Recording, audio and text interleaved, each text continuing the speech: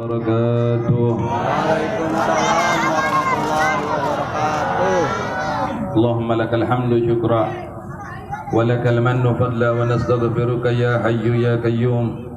Salli wa sallim adada ilmika ala abdika wa rasulika wa habibika sayyidil ma'sum Sayyidina Muhammad wa alihi wa sahbihi wa ahli mahabbatihi wa aslih syu'una ummatihi wa farrij anna al-humum wal ghumum ya hayyu ya qayyum. Amma ba'd.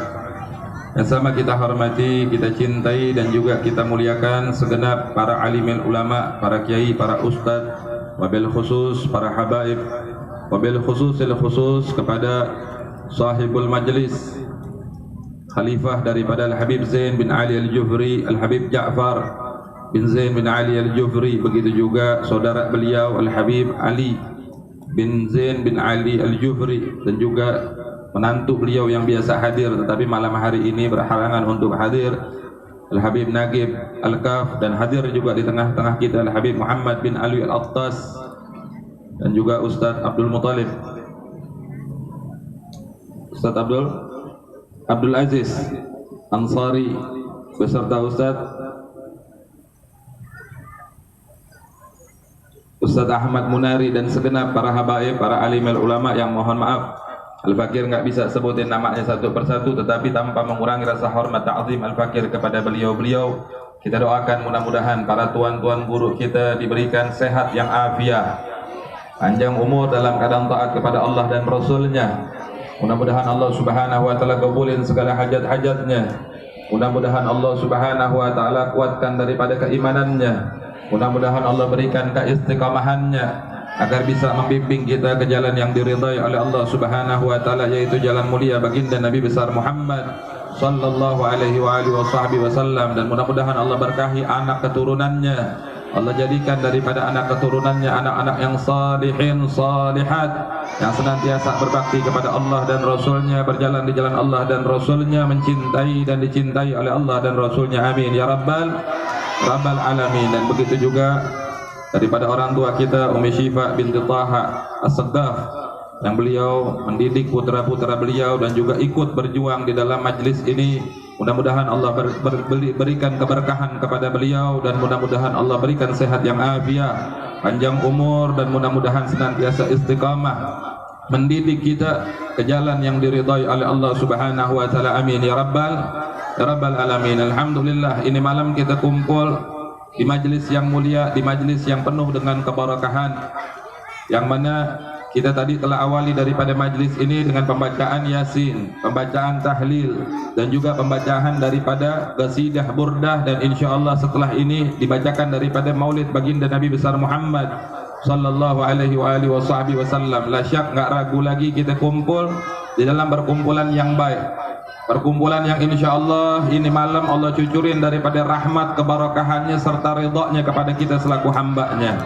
Makanya yang hadir pasang perhatian, yang hadir pasang niat yang banyak, yang hadir yang punya cita-cita, yang punya hajat, kita tanamin di tempat ini, dan kita minta munajat kepada Allah Subhanahu wa taala.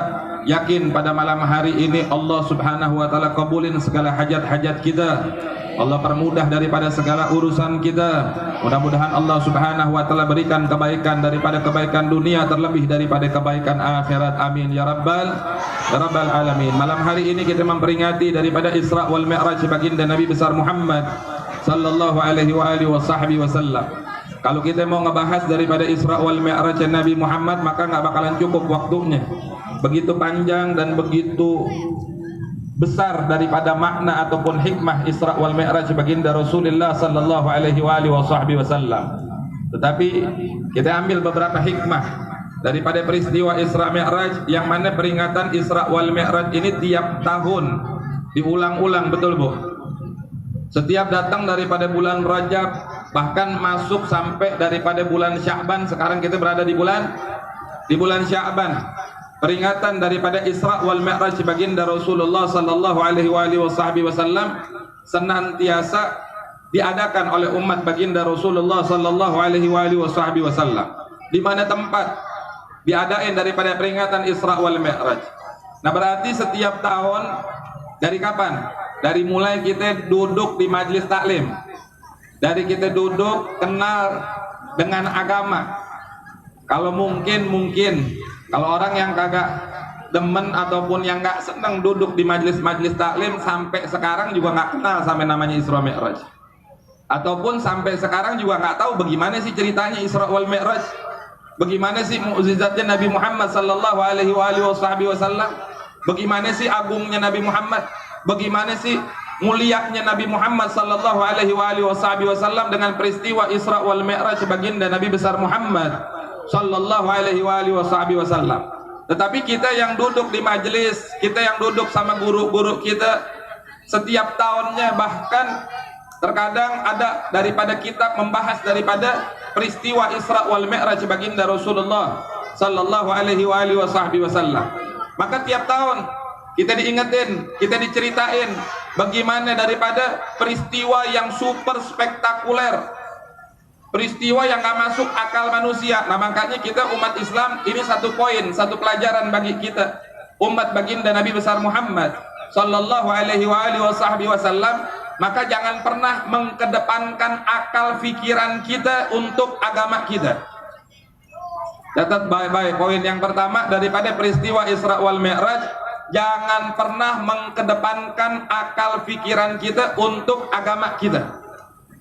Kalau kita pakai akal pikiran, maka kita nggak bakalan nerima daripada peristiwa Isra wal Mi'raj ya baginda Rasulullah sallallahu alaihi wasallam. Nah, jadi poin pertama, jangan pernah tuh kalau ada perintah dari Allah di dalam Al-Quran, ada perintah daripada Nabi di dalam hadis-hadisnya, maka kita bilang, oh ini nggak masuk akal nih, oh ini kayaknya nggak mungkin nih, ini kita bukan hambanya Allah, ini kita bukan umatnya Nabi Muhammad sallallahu alaihi wasallam. Umatnya Nabi walaupun dikasih pemahaman yang datangnya itu dari Allah dan Rasulnya, maka wajib bagi kita beriman kepada Allah dan Rasulnya tanpa kita mikir-mikir. Contoh siapa? Contoh Sayyidina Abu Bakar Siddiq radhiyallahu anhu warada. Jadi kan zaman sekarang banyak nih murid dikasih tahu sama guru, ente jangan begini, padahal gurunya ngasih tahu berdasarkan Al-Quran, gurunya ngasih tahu berdasarkan daripada sunnah hadis-hadis baginda Nabi besar Muhammad sallallahu alaihi wasallam. Tetapi muridnya apa iya dah begitu, apa masuk akal tuh kayak begitu, banyak pertanyaan, sehingga apa umat di zaman sekarang tersesat dikarenakan mengkedepankan daripada akal pikirannya dibanding keimanannya kepada Allah dan Rasul. Makanya yang terjadi zaman sekarang banyak penyelewengan daripada akidah, banyak penyelewengan daripada pemahaman di dalam agama Islam. Ini alhamdulillah, ini majelis luar biasa. Dari tahun ke tahun alhamdulillah Allah beri Al-Fakir kesempatan untuk hadir di majelis yang mulia ini dan lihat bagaimana tetap istiqamah dan melihat bagaimana tetap bertambah daripada jamaah yang hadir. Mudah-mudahan kita senantiasa diistiqamahkan oleh Allah Subhanahu wa taala untuk menghadiri daripada majelis yang penuh dengan keberkahan ini. Amin ya rabbal alamin. Ini majelis dipegang sama cucunya baginda Nabi besar Muhammad. Ini majelis dipegang oleh keturunan baginda Rasulullah sallallahu alaihi wasallam yang mengajak ke jalan daripada jalan baginda Nabi besar Muhammad sallallahu alaihi wasallam. Maka ikuti para habaib, ikuti para ulama yang saleh, ikutin daripada ulama-ulama yang mengamalkan daripada ilmunya Allah Subhanahu wa taala. Cintai mereka, berjalan bersama mereka. Maka perjalanan kita di dunia bersama para habaib, para ulama yang istiqamah membela agama Allah dan Rasulnya, maka perjalanan yang akan menyelamatkan kita kelak nanti di perjalanan di akhirat. Kita di akhirat bakalan ngedapetin daripada perjalanan yang begitu dahsyat, ngebingungin daripada umat manusia. Kita nanti di akhirat bakalan ngedapetin daripada perjalanan yang kita nggak pernah ke situ dan nggak tahu arah tujuan kita. Kalau kita dekat sama habaib, cucu baginda Nabi besar Muhammad sallallahu alaihi wasallam, kalau kita dekat kepada ulama-ulama, maka nanti kita akan dipermudahkan oleh Allah Subhanahu wa taala untuk menuju daripada surganya Allah Subhanahu wa taala. Persahabatan, pertemanan, perkawanan, guru kita ngajarin apa? Agar kita senantiasa bertakwa kepada Allah, agar senantiasa kita berjalan di jalannya Rasulullah sallallahu alaihi wasallam. Nah maka orang yang berteman nggak didasari dengan ketakwaan kepada Allah Subhanahu wa taala, maka pertemanan tersebut nanti di yaumul qiyamah di padang mahsyar akan menjadi permusuhan antara satu dengan yang lainnya, dikarenakan tidak ada ketakwaan di hadapan Allah Subhanahu wa taala. Ayuhal akhwat, walaupun nongkrongnya bareng, banyak sekarang komunitas-komunitas, betul, ada komunitas ini, ada komunitas itu, tapi kalau komunitas itu nggak berjalan dengan ketakwaan, maka komunitas tersebut nggak bakalan nyelamatin, dan komunitas tersebut bakalan merugikan dan bahkan menjadi permusuhan nanti di yaumul qiyamah. Nah, makanya ayo persiapin diri kita melalui daripada peringatan Isra wal Mi'raj. Yang pertama, jangan kedepanin akal, kedepanin iman kita kepada Allah dan Rasul. Tunduk patuh kepada para ulama pemegang daripada warisan baginda Nabi besar Muhammad sallallahu alaihi wasallam. Jangan sampai kita menjadi orang-orang yang musuhin ulama. Jangan sampai kita menjadi orang-orang yang mencaci maki ulama, apalagi nyakitin daripada ulama. Jangan sampai dari kita, keluarga ataupun anak-anak kita menjadi bagian orang-orang yang zalim terhadap ulama-ulama. Mereka adalah warisan baginda Nabi besar Muhammad sallallahu alaihi wasallam yang wajib dijunjung tinggi. Kita selaku umat baginda Nabi besar Muhammad sallallahu alaihi wasallam. Poin yang kedua, kita lihat ayuhal akhwan, bagaimana sikap daripada Sayyidina Abu Bakar Siddiq radhiyallahu anhu wa radha. Beliau ini dapat kabar Nabi Isra wal Mi'raj. Ini pada paham kan Isra wal Mi'raj bagaimana kejadiannya? Tadi dibacain sama MC kita, subhanalladzi asra bi 'abdihi laila minal masjidil haram ilal masjidil aqsa alladzi barakna haulahu linuriyahu min ayatina innahu huwas samiul basir. Shadaqallahul aliyil azim. Allah ceritain di dalam Al-Quran tersebut bahwa Maha Suci Allah Subhanahu wa Ta'ala yang memperjalankan daripada seorang hambanya, siapa? Baginda Nabi besar Muhammad sallallahu alaihi wasallam. Yang memperjalankan dari mana? Dari Masjidil Haram ke Masjidil Aqsa. Itu perjalanan Isra'nya Nabi Muhammad, perjalanan Mi'rajnya Nabi Muhammad, berangkat daripada Masjidil Aqsa, naik ke langit pertama, kedua, ketiga, sampai ketujuh. Ini kita udah cerita, udah hafal dari dulu. Orang-orang yang duduk di majelis, orang-orang yang duduk sama ulama pasti paham. Ini perjalanan berapa lama? Sebentaran. Teramat sangat singkat perjalanan baginda Nabi besar Muhammad sallallahu alaihi wasallam, sehingga nggak masuk akal perjalanannya Nabi. Tetapi kita lihat bagaimana contoh Sayyidina Abu Bakar Siddiq radhiyallahu anhu wa radha. Beliau ketika dapat kabar itu bukan langsung dari Nabi Muhammad. Ini kita dikasih tahu sama gurunya. Wallahu ta'ala fil Qur'anil azim. Allah berfirman di dalam Al-Qur'an. Wala Rasulullah sallallahu alaihi wasallam, berkata, bersabda Nabi Muhammad sallallahu alaihi wasallam. Ini kita dikasih tahu langsung dari Al-Qur'an. Kita dikasih tahu langsung daripada sabdanya baginda Rasulullah sallallahu alaihi wasallam, masih mempertanyakan kebenarannya, masih mempertanyakan daripada kapasitas daripada hadis ataupun Al-Qur'an tersebut. Innalillahi wa inna ilaihi raji'un. Makanya peristiwa Isra wal Mi'raj kita kenang setiap tahun untuk kita jadiin pedoman di dalam kehidupan kita. Sayyidina Abu Bakar Siddiq didatangin sama Abu Jahal. Kita udah tahu ceritanya. Didatangin. Abu Jahal pinter. Jadi Abu Jahal bukan orang yang bodoh. Abu Jahal itu pinter. Nah, makanya jangan heran kalau sekarang orang-orang yang jahat banyak orang yang pinter. Karena nggak ada keimanan, mereka pengen hancurin daripada ajaran baginda Rasulullah. Mereka pengen kejauhin daripada umatnya Nabi dengan nabinya. Mereka pakai cara. Bagaimana mereka orang-orang daripada orang liberal, orang sekular, orang plural. Begitu juga daripada orang-orang musyrik, orang-orang kafir. Mereka memikirkan caranya bagaimana umat Nabi Muhammad gak cinta sama Nabi Muhammad. Mereka berpikir, bukannya gak berpikir, apa caranya jauhin daripada ulamanya. Bahkan jadiin mereka itu benci terhadap ulamanya. Dengan apa? Dengan pemahaman-pemahaman yang ada. Itu kok Habib begitu keras banget, kok Habib tuh kok kerjaannya begitu. Kita nilai Habib, kita nilai daripada ulama. Ini salah satu daripada hasutan orang-orang yang kagak demen sampai umat Nabi Muhammad sallallahu alaihi wasallam. Dan inilah daripada cara mereka daripada kaum kufar untuk menjauhi daripada umat kepada para cucu-cucunya Nabi Muhammad. Ini cara daripada orang-orang kafir, cara daripada orang-orang liberal. Karena mereka kalau mau berperang sama umatnya Nabi Muhammad, mereka gak bakalan berani. Kalau umat Nabi Muhammad angkat senjata, kalau umat Nabi Muhammad sallallahu alaihi wasallam bersatu dari Sabang sampai Merauke, bahkan seluruh dunia bersatu untuk melawan daripada mereka orang-orang kufar, maka mereka akan getar terhadap umat Nabi Muhammad sallallahu alaihi wasallam. Caranya bagaimana? Pecah belah dulu, hancurin dulu. Ini cara orang kafir berpikir. Sekarang dengan peristiwa Isra wal Mi'raj ada hikmahnya. Ayo kita ambil hikmahnya. Apa? Ini Abu Jahal ketika ketemu sama Sayyidina Abu Bakar, dia mikirin. Ketika dia tahu nih, Abu Jahal tahu nih, Nabi Muhammad nih semalam Isra wal Mi'raj. Kata Abu Jahal, ini nggak masuk akal nih. Ini kesempatan buat jatuhin Muhammad. Ini kesempatan buat ngancurin Muhammad. Dakwahnya mau dihancurin sama siapa? Sama Abu Jahal. Dia berpikir, kalau aneh kasih tahu yang kagak demen sama Nabi Muhammad pasti percaya.